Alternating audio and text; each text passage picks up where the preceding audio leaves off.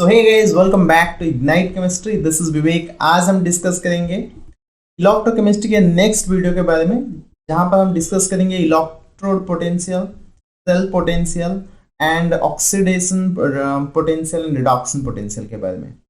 तो यहाँ पर बहुत सारा डाउट होता है स्टूडेंट को कि एक्चुअली ऑक्सीडेशन पोटेंशियल क्या होता है, रिडक्शन पोटेंशियल क्या होता है। तो ये इसके बारे में तुम्हें पूरा कंसेप्ट क्लियर होगा इस वीडियो में। एंड इसके रिलेटेड मैं कुछ क्वेश्चन लेके आया हूँ उसी ऑक्सीडेशन रिडक्शन पोटेंशियल के रिलेटेड एंड सेल पोटेंशियल के रिलेटेड। तो चलिए स्टार्ट करते हैं वीडियो को। तो बेसिकली इलेक्ट्रोड पोटेंशियल क्या होता है? The potential between electrode and electrolytic solution. तो एग्जांपल लेते हैं यहाँ पर, जिंक एक इलेक्ट्रोड है, ठीक है। तो जिंक हो गया हमारा एक इलेक्ट्रोड। ये कहाँ पर प्रेजेंट है? अभी जिंक इलेक्ट्रोड प्रेजेंट है जिंक सल्फेट सॉल्यूशन के अंदर। तो जिंक हुआ सॉलिड एंड जिंक सल्फेट जो प्रेजेंट है यहाँ पर वो आयोनिक स्टेट में प्रेजेंट है Zn+2। तो अभी जो मेटल रॉड है एंड जो सोल्यूशन है वो दोनों है, एक है Zn सॉलिड और एक है Zn+2 एक्वियस, ठीक है। तो ये दोनों के बीच में जो पोटेंशियल डिफरेंस डेवलप होता है उसी को बोलते हैं इलेक्ट्रोड पोटेंशियल। तो इलेक्ट्रोड पोटेंशियल का मतलब होता है the potential develop between electrode and electrolytic solution in which electrode are placed. जिस सॉल्यूशन के अंदर हम इलेक्ट्रोड को रखे हैं उसी सॉल्यूशन का पोटेंशियल एंड इलेक्ट्रोड पोटेंशियल, उनके बीच में जो डिफरेंस होता है उसी को बोलते हैं इलेक्ट्रोड पोटेंशियल। समझ में आ गया? तो किसके बीच में difference? Electrode and electrolytic solution बीच में जो डिफरेंस हुआ उसी को बोलते हैं इलेक्ट्रोड पोटेंशियल। तो इलेक्ट्रोड पोटेंशियल को ऑक्सीडेशन एंड रिडक्शन पोटेंशियल के थ्रू भी हम लिख सकते हैं।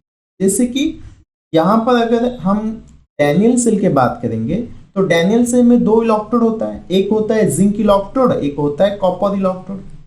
तो जिंक बेसिकली क्या होता है? जिंक सॉलिड कन्वर्ट होता है Zn+2 इलेक्ट्रॉन में। तो अभी यहां पर जिंक क्या हुआ? बेसिकली ऑक्सीडाइज हो गया। तो ये प्रोसेस को हम बोलेंगे ऑक्सीडेशन। तो ऑक्सीडेशन के वजह से यहां पर जो पोटेंशियल डेवलप हुआ उसी को बोलेंगे ऑक्सीडेशन पोटेंशियल, ठीक है। तो जिंक यहां पर ऑक्सीडाइज हुआ, उसको बोलेंगे ऑक्सीडेशन पोटेंशियल। तो ऑक्सीडेशन पोटेंशियल को हम लिखेंगे कैसे? देखो, कोई भी पोटेंशियल को हम ई के माध्यम से रिप्रेजेंट करते हैं। तो ये जिंक पहले सॉलिड फॉर्म में था, अभी Zn+2 में कन्वर्ट हो गया।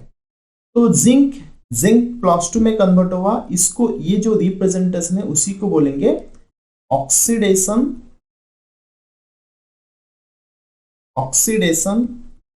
पोटेंशियल ऑफ, ठीक है। तो जिंक+2 में कन्वर्ट हो गया, इसीलिए उसको बोलते हैं ऑक्सीडेशन पोटेंशियल। तो हम इसको ऐसे रिप्रेजेंट करेंगे, ई लिखेंगे सबस्क्रिप्ट में Zn/Zn+2। तो ये जो रिप्रेजेंटेशन है ये एक ऑक्सीडेशन पोटेंशियल का रिप्रेजेंटेशन, ठीक है, क्योंकि जिंक कन्वर्ट हुआ है Zn+2 में, ठीक है। अभी कॉपर क्या हुआ है? कॉपर, यहां पर कॉपर मेटल था, ये कॉपर रॉड है। अभी कॉपर रॉड को हम कॉपर सॉलिड फॉर्म में है एंड यहाँ पर जो कॉपर है वो Copper+2 एक्वियस स्टेट में है। तो यहाँ पर क्या हो रहा है? कॉपर इलेक्ट्रोड में कॉपर सॉलिड इलेक्ट्रॉन एक्सेप्ट करके कॉपर में कन्वर्ट हो रहा है, ठीक है। बेसिकली वो क्या हो रहा है? रिड्यूस हो रहा है। तो Copper+2 इलेक्ट्रॉन हो रहा है कॉपर सॉलिड, ठीक है। तो कॉपर यहां पर रिड्यूस हुआ, क्या हुआ? ये रिडक्शन। तो रिडक्शन की वजह से जो पोटेंशियल डेवलप हुआ उसी को बोलेंगे रिडक्शन पोटेंशियल। तो रिडक्शन पोटेंशियल ऑफ कॉपर को हम क्या लिखेंगे? Copper+2 प्लस कॉपर, ये हो गया हमारा रिडक्शन पोटेंशियल ऑफ कॉपर। तो ठीक है, सबको समझ में आ गया। इलेक्ट्रोड पोटेंशियल का मतलब इलेक्ट्रोड एंड इलेक्ट्रोलाइट के बीच में जो पोटेंशियल डिफरेंस है उसी को बोलेंगे इलेक्ट्रोड पोटेंशियल। ऑक्सीडेशन पोटेंशियल का मतलब जो इलेक्ट्रोड, जिस इलेक्ट्रोड में ऑक्सीडेशन होगा उसके लिए जो पोटेंशियल डेवलप होगा उसको बोलेंगे ऑक्सीडेशन पोटेंशियल। जिस इलेक्ट्रोड में रिडक्शन होगा उस सेल में जो पोटेंशियल, उस इलेक्ट्रोड में जो पोटेंशियल डेवलप होगा उसको बोलेंगे reduction potential. Is it clear? Then ये जो ऑक्सीडेशन रिडक्शन पोटेंशियल होता है, जैसे कि मैंने बोला कि जिंक का रिडक्शन पोटेंशियल, ठीक है, जिंक का oxidation potential Zn cos 2 plus Zn तो उसका ये जो ऑक्सीडेशन पोटेंशियल है, ऑक्सीडेशन पोटेंशियल ये है हमारा प्लस 0.76, ठीक है। अभी इसी जिंक का अगर मैं रिडक्शन पोटेंशियल बोलूंगा तो इसको कैसे लिखूंगा कि Zn प्लस 2 स्लैश Zn, ठीक है। पहले केस में क्या हुआ था, जिंक ऑक्सीडाइज हुआ था, जिंक कन्वर्ट हुआ था Zn प्लस 2 में। सेकेंड केस में मैंने क्या लिखा, जिंक प्लस 2 कन्वर्ट हुआ है Zn, तो इसको हम क्या बोलेंगे, रिडक्शन पोटेंशियल। और ये रिडक्शन पोटेंशियल का जो वैल्यू होगा वो एग्जैक्टली मैग्नीट्यूड सेम होगा, लेकिन उसका साइन अपोजिट हो जाएगा। मतलब यहां पर होगा -0.76। समझ में आ गया? तो कोई भी ऑक्सीडेशन पोटेंशियल को अगर रिडक्शन पोटेंशियल में तुम्हें कन्वर्ट करना है तो उसको बस नेगेटिव साइन में मल्टीप्लाई करना है, बस हो गया तुम्हारा काम। तो जिंक पोटेंशियल का ऑक्सीडेशन पोटेंशियल का वैल्यू है प्लस 0.76 वोल्ट, लेकिन उसी का रिडक्शन पोटेंशियल हो गया -0.76 वोल्ट। तो इसलिए पॉइंट यहाँ पर मैंने लिखा है, बोथ ऑक्सीडेशन और reduction potential equal in magnitude but opposite in sign, ठीक है। मैग्नीट्यूड तो सेम रहेगा लेकिन उनका जो साइन होगा वो ऑपोजिट हो जाएगा। Next, reduction potential so increase with increasing concentration. देखो जितना कंसंट्रेशन बढ़ाओगे ना सोल्यूशन का, इलेक्ट्रोलाइट का, उसका कंसंट्रेशन जितना बढ़ेगा, सोल्यूशन में कंसंट्रेशन जितना बढ़ेगा रिडक्शन पोटेंशियल भी उस हिसाब से इंक्रीज करेगा। Decrease concentration of ion in solution, ठीक है, increase with increasing concentration and decrease with decreasing concentration of ion. अगर सोल्यूशन में तुम्हारा आयन का वैल्यू कम हो रहा है, number of ion decreases, that means electrode potential और रिडक्शन पोटेंशियल आल्सो डिक्रीजेस, ठीक है। तो मतलब जितना आयन्स प्रोड्यूस होगा उतना इलेक्ट्रोड पोटेंशियल भी ज्यादा होगा। It is not a thermodynamic property and value of E is not additive। देखो रिडक्शन पोटेंशियल का जो इलेक्ट्रोड पोटेंशियल का जो वैल्यू है वो एडिटिव नहीं है। वो कैसे है, देखो अभी मैं बोलूंगा ऑक्सीडेशन पोटेंशियल है, रिडक्शन पोटेंशियल है, तो अभी जो ऑक्सीडेशन पोटेंशियल और रिडक्शन पोटेंशियल को मैं ऐड कर दूंगा तो वो क्या हो जाएगा, 0 हो जाएगा, ठीक है। तो यहाँ पर जो वैल्यू एक्चुअली वो होगा वो एडिटिव नहीं होगा। क्लियर? नेक्स्ट देखेंगे स्टैंडर्ड इलेक्ट्रोड पोटेंशियल। देखो इलेक्ट्रोड पोटेंशियल तो समझ में आ गया कि इलेक्ट्रोड एंड इलेक्ट्रोलाइट के बीच में जो पोटेंशियल डिफरेंस है, लेकिन यह स्टैंडर्ड का मतलब क्या है? स्टैंडर्ड का मतलब हम एक particular temperature, pressure and concentration में सोल्यूशन को मेजर करेंगे, उसको बोलते हैं स्टैंडर्ड कंडीशन। क्या बोलते हैं उसको? Standard condition. और ये कंडीशन क्या होता है? स्टैंडर्ड कंडीशन, जो स्टैंडर्ड कंडीशन में जब भी कोई चीज मेजर होगा उसका कंसंट्रेशन क्या होगा? कंसंट्रेशन होगा 1m, मतलब 1 मोलर, ठीक है। तो कंसंट्रेशन क्या लेंगे? 1 मोलर। प्रेशर को क्या लेंगे? प्रेशर को लेंगे 1 बार। एंड टेम्परेचर को क्या लेंगे? 25 डिग्री सेल्सियस और 298 केल्विन, ठीक है। जब भी कोई सोल्यूशन का इलेक्ट्रोड पोटेंशियल हम ये स्टैंडर्ड कंडीशन में मेजर करेंगे, मतलब 1 molar concentration, 1 bar pressure and 25 degree Celsius temperature, उसी टाइम में जो इलेक्ट्रोड पोटेंशियल उसका हो जनरेट होगा उसी को बोलेंगे स्टैंडर्ड इलेक्ट्रोड पोटेंशियल। समझ में आ गया? स्टैंडर्ड कंडीशन में जो पोटेंशियल मेजर करेंगे उसी को बोलेंगे स्टैंडर्ड इलेक्ट्रोड पोटेंशियल। और ये स्टैंडर्ड इलेक्ट्रोड पोटेंशियल किसके ऊपर डिपेंड करता है? पहले तो कंसंट्रेशन ऑफ द सॉल्यूशन, मैंने अभी बताया था, जितना कंसंट्रेशन डिक्रीज होगा उसी हिसाब से वो इलेक्ट्रोड पोटेंशियल भी इंक्रीज होगा। नेचर ऑफ द मेटल, अभी जिंक के जगह में कॉपर लूंगा तो उसका वैल्यू तो डिफरेंट होगा ना, तो ये डिपेंड करता है मेटल के हिसाब से। जिंक के जगह में अगर कॉपर लूंगा तो उसका वैल्यू चेंज होगा, कॉपर के जगह सिल्वर लूंगा तो भी उसका वैल्यू चेंज होगा।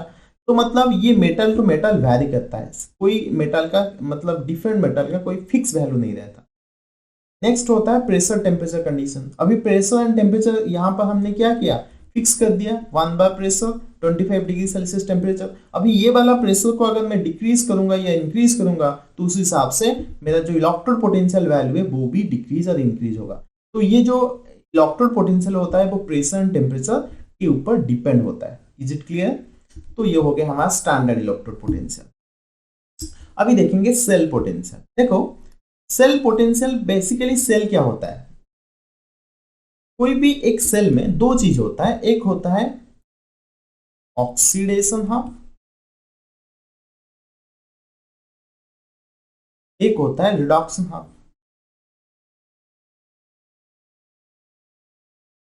ठीक है, जैसे कि मैंने जिंक का केस लिया था, जिंक कॉपर का। जिंक पहले ऑक्सीडाइज हुआ, कॉपर पहले क्या हुआ, कॉपर रिड्यूस हुआ, 2 इलेक्ट्रॉन एक्सेप्ट करके कॉपर हो गया कॉपर सॉलिड। तो अभी ये दोनों में जिंक का इलेक्ट्रोड पोटेंशियल होगा, कॉपर कॉपर हाफ सेल में कॉपर का इलेक्ट्रोड पोटेंशियल होगा। अभी ये दोनों पोटेंशियल का जो डिफरेंस होगा, इसका डिफरेंस रिडक्शन पोटेंशियल का जो डिफरेंस होगा उसी को बोलेंगे सेल पोटेंशियल। देखो तुम्हें पता है electrode potential of zinc is equal to +0.7। ये किसका वैल्यू है, oxidation potential. And E reduction potential क्या है ऑफ कॉपर, तो बोलेंगे कॉपर +2 स्लैश कॉपर, तो ये वैल्यू है 0.34। देखो यहां पर मैंने क्या किया, ऑक्सीडेशन पोटेंशियल वैल्यू लिया, अभी यहां पर क्या वैल्यू लिया, रिडक्शन पोटेंशियल वैल्यू लिया। तो ये ऑक्सीडेशन पोटेंशियल रिडक्शन पोटेंशियल को हम क्या करेंगे, पहले ये जिंक ऑक्सीडेशन पोटेंशियल को कन्वर्ट कर देंगे जिंक रिडक्शन पोटेंशियल की रिडक्शन। इसका मतलब है जिंक +2 स्लैश Zn। ठीक है, तो ये हो जाएगा नेगेटिव 0.76 वोल्ट। अभी ये कॉपर का रिडक्शन है, तो हमारा जो सेल पोटेंशियल होता है that is the reduction potential of cathode and minus reduction potential of anode. तो हमारा ई सेल क्या हो जाएगा, E cell is equal to E cathode minus E anode. तो हमारा कैथोड में कौन था, रिडक्शन जो होता है वो होता है कैथोड, ऑक्सीडेशन जहां होता है वो होता है एनोड। ये तो तुम्हें पता है, जहां पर रिडक्शन होता है वो होता है कैथोड, जहां पर ऑक्सीडेशन होता है वहां होता है एनोड। तो कैथोड में अभी हमारा कॉपर है, तो कॉपर का जो वैल्यू है 0.4 वोल्ट। एनोड में हमारा जिंक है, तो ये हो जाएगा -0.76। ठीक है, क्योंकि हमारा वैल्यू जो है -0.76, तो ये क्या हो जाएगा 0.34 प्लस 0.76, तो इसको मिलाएंगे ये हो जाएगा 1.10 वोल्ट। तो ये सेल पोटेंशियल हो गया किसका, ये हो गया डैनियल सेल का। तो डैनियल सेल का जो सेल पोटेंशियल है दैट इज 1.1 वोल्ट। तो कोई भी सेल का सेल पोटेंशियल कैसे होता है, it is the potential difference between standard reduction potential of cathode and standard reduction potential of anode. तो कभी भी तुम्हें अगर वैल्यू ऑक्सीडेशन पोटेंशियल में दिया गया होगा तो उसको तुम्हें पहले कन्वर्ट करना है रिडक्शन पोटेंशियल में, देन रिडक्शन पोटेंशियल का कैथोड से एनोड का वैल्यू जब हम माइनस कर देंगे तब मिलेगा हमको सेल पोटेंशियल। समझ में आ गया? तो सेल पोटेंशियल होता है कैथोड माइनस एनोड। तो कैथोड में क्या होता है, रिडक्शन होता है, कैथोड में क्या होता है, रिडक्शन, एंड एनोड में होता है ऑक्सीडेशन। ठीक है, तो ये याद रखना। ठीक है, क्लियर हो गया cell potential, electrode potential, standard electrode potential. तब हम उसके बाद देखेंगे स्टैंडर्ड हाइड्रोजन इलेक्ट्रोड SHE। तो ये स्टैंडर्ड हाइड्रोजन इलेक्ट्रोड क्या होता है, बेसिकली एक रेफरेंस इलेक्ट्रोड होता है। जब भी कोई इलेक्ट्रोड पोटेंशियल को हम कैलकुलेट करते हैं, बेसिकली जो मैंने अभी बताया तो जिंक का जो इलेक्ट्रोड पोटेंशियल है Zn plus 2 plus Z, reduction potential of zinc that is मैंने अभी बताया था -0.76 वोल्ट। तो ये वैल्यू आया कहां से, हमने इसको कैसे कैलकुलेट किया? इसको कैलकुलेट करने के लिए हमने एक रेफरेंस इलेक्ट्रोड यूज किया जो जो है स्टैंडर्ड हाइड्रोजन इलेक्ट्रोड। तो ये स्टैंडर्ड हाइड्रोजन इलेक्ट्रोड का कंस्ट्रक्शन पहले देख लेंगे। एसईजी का मतलब होता है स्टैंडर्ड हाइड्रोजन इलेक्ट्रोड। तो देखो यहां पर मैं समझाता हूं। तो बेसिकली ये जो कंस्ट्रक्शन है इसमें क्या है, हमने एक प्लैटिनम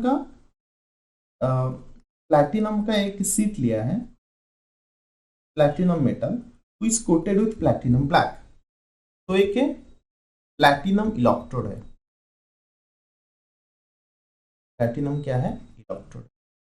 तो प्लैटिनम क्या करता है, actually it act as a catalyst which help to observe the hydrogen on the surface. तो ये सरफेस के ऊपर जो हाइड्रोजन होता है वो एक्चुअली ऑब्जर्व होता है।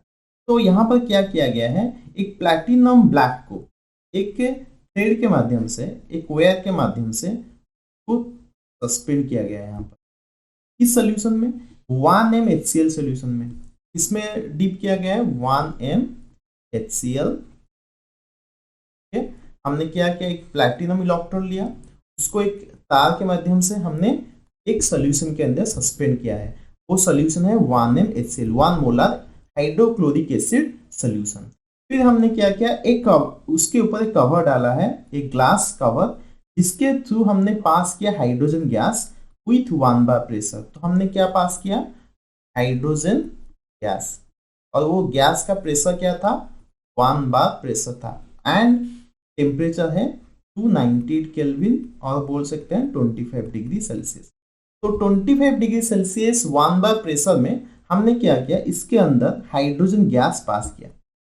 जब यहाँ पर हाइड्रोजन गैस पास होगा तो ये हाइड्रोजन गैस यहाँ पर प्लैटिनम इलेक्ट्रोड के साथ कांटेक्ट में आएगा और कुछ हाइड्रोजन गैस यहाँ पर बबल होके निकल जाएगा। ठीक है, तो यहाँ पर बेसिकली सेल रिएक्शन क्या होता है, तो ये जो स्टैंडर्ड हाइड्रोजन इलेक्ट्रोड है it act as both cathode as well as anode. तो हम ये लिख सकते हैं SHE acts as cathode and anode, दोनों की तरह ये बिहेव कर सकता है। तो पहले देखेंगे कैथोड, कैथोड की तरह कैसे बिहेव करता है। तो तुम्हें पता है कैथोड का मतलब होता है रिडक्शन। तो यहां पर क्या होगा, जो H प्लस है वो इलेक्ट्रॉन एक्सेप्ट करेगा, हाइड्रोजन गैस में कन्वर्ट होगा। ठीक है, तो ये कैथोड में जब रिएक्शन होगा तो hydrogen gas 2H plus accept 2 electron and becomes hydrogen gas. तो ये हाइड्रोजन गैस क्या हो जाएगा, बबल होके निकल जाएगा। जब ये एनोड की तरह बिहेव करेगा, कैसे बिहेव करेगा, एनोड। तो एनोड में क्या होता है, ऑक्सीडेशन होता है। तो ये जो हाइड्रोजन गैस हमने पास किया, ये हाइड्रोजन गैस कन्वर्ट हो जाएगा 2H प्लस 2 इलेक्ट्रॉन। ठीक है, तो ये होता है उसका सेल रिएक्शन। एंड हमने स्टैंडर्ड हाइड्रोजन इलेक्ट्रोड का जो पोटेंशियल लिया है दैट इज 0, बिकॉज ये एक रेफरेंस इलेक्ट्रोड है। तो हम लिख सकते हैं कि H plus plus H2 plus PT is equal to, तो ये भी लिख सकते हो स्टैंडर्ड इलेक्ट्रोड पोटेंशियल ऑफ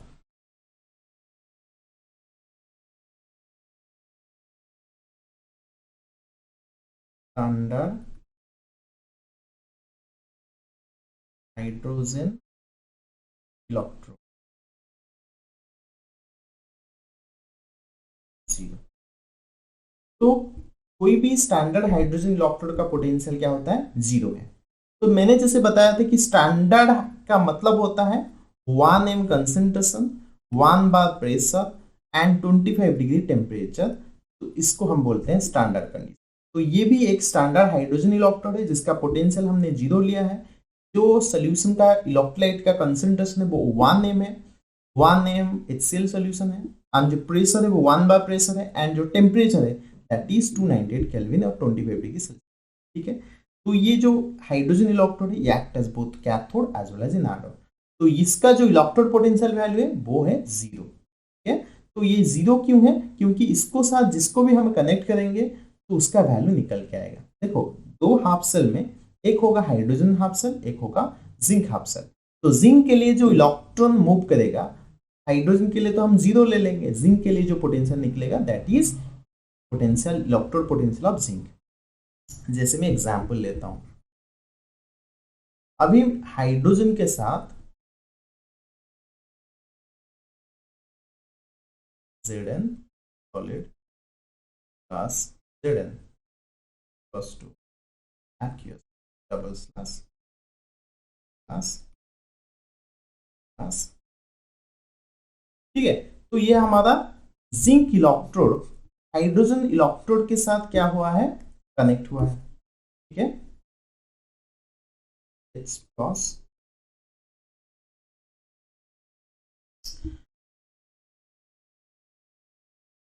तो यहां पर मैंने क्या किया है, जिंक इलेक्ट्रोड के साथ हाइड्रोजन इलेक्ट्रोड बा स्टैंडर्ड हाइड्रोजन इलेक्ट्रोड को कनेक्ट किया है। तो इसका ई सेल क्या हो जाएगा, तो ई सेल हो जाएगा ई कैथोड माइनस ई एनोड। ठीक है, तो अभी तो तुम्हें पता है जिंक का जो इलेक्ट्रोड पोटेंशियल है हमें अभी 0 पॉइंट माइनस,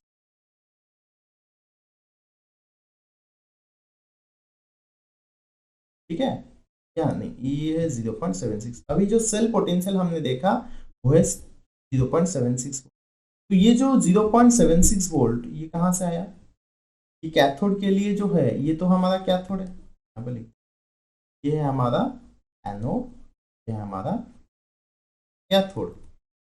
एंड कैथोड का जो सेल पोटेंशियल है ये तो 0 पता है क्योंकि ये हाइड्रोजन इलेक्ट्रोड है।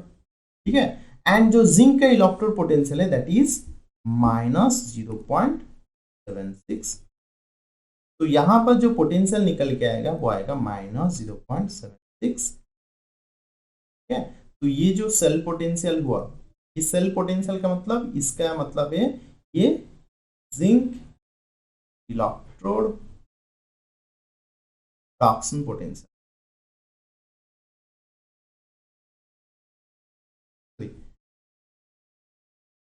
ये माइनस में आएगा ना,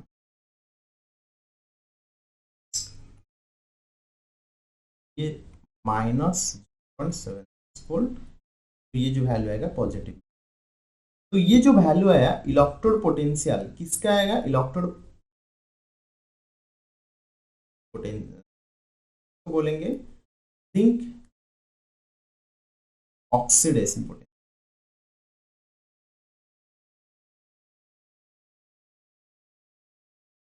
ठीक है, तो जिंक का जो ऑक्सीडेशन पोटेंशियल है दैट इज प्लस 0.76 वोल्ट, तो उसका रिडक्शन पोटेंशियल क्या हो जाएगा,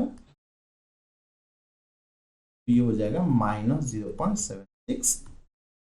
तो इस तरह हम जिंक का इलेक्ट्रोड पोटेंशियल बेसिकली कैलकुलेट करते हैं।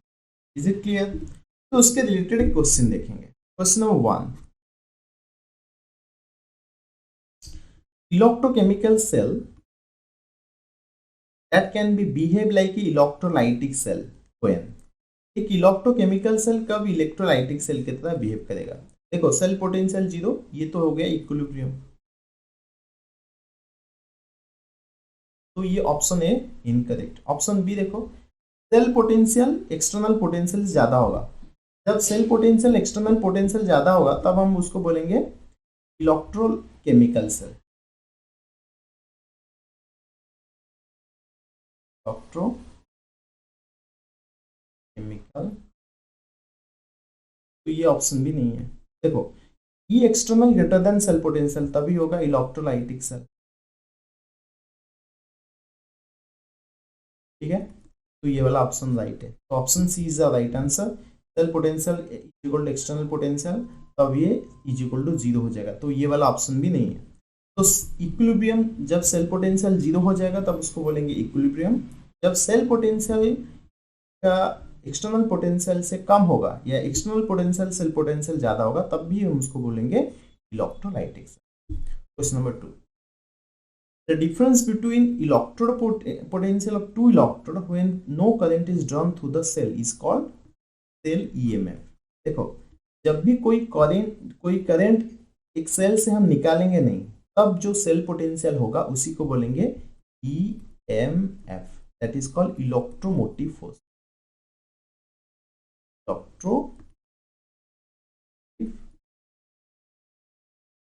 उसी को बोलते हैं maximum potential, maximum cell potential. तो इलेक्ट्रोमोटिव फोर्स क्या होता है, मैक्सिमम सेल पोटेंशियल होता है, उस टाइम में हम कोई भी करंट वहां से ड्रॉ नहीं करते। Option number 3, question number 3, a hypothetical electrochemical cell is shown in below. देखो, ए प्लस में कन्वर्ट हुआ है, उसका जो कंसेंट्रेशन है XM है, बी प्लस बी में कन्वर्ट हुआ है। तो जो फर्स्ट है वो ऑक्सीडेशन यहाँ पे, जो सेकेंड है वो रिडक्शन यहाँ पे। तो EMF measure is 0.20 volt, the cell is, कौन सा ये सेल होगा। देखो, जो ऑक्सीडाइज हुआ है वो क्या होगा, ऑक्सीडाइज कैसे होता है,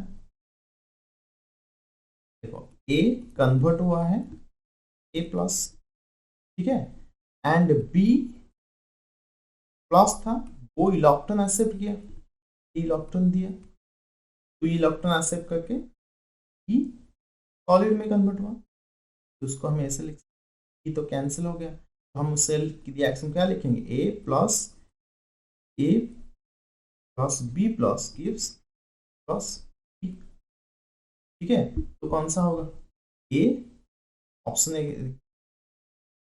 A plus B plus gives A plus B, तो ऑप्शन ये राइट हो जाए। देखो, बी वाला the cell reaction can not be predicted, ये तो नहीं होगा, हम प्रेडिक्ट कर सकते हैं। A plus plus E gives A, B plus plus E gives B, तो ये तो नहीं है, ये wrong. A plus B A plus है, तो ये भी रॉन्ग है। तो option A is the right answer, क्योंकि A यहाँ पर ऑक्सीडाइज हुआ है, B यहाँ पर रिड्यूस हुआ है, तो ये होगा हमारा सेल रिएक्शन, ठीक है। जो लेफ्ट हैंड साइड होता है वो ऑक्सीडेशन होता है, जो राइट हैंड साइड होता है वो रिडक्शन होता है। Question number 4, which cell will measure standard electrode potential of copper electrode. देखो क्या लिखा है, स्टैंडर्ड इलेक्ट्रोड पोटेंशियल। तुम्हें पता है स्टैंडर्ड इलेक्ट्रोड पोटेंशियल का मतलब क्या है, कि प्रेशर क्या होगा, 1 बार होगा, कंसंट्रेशन क्या होगा, 1 m होगा, एंड टेम्परेचर क्या होगा, 25 डिग्री और 298 केल्विन। देखो यहाँ पर फर्स्ट केस में प्रेशर दिया है 0.1, तो ये गलत हो गया। फर्स्ट केस में 0.1 दिया है, तो ये गलत हो गया।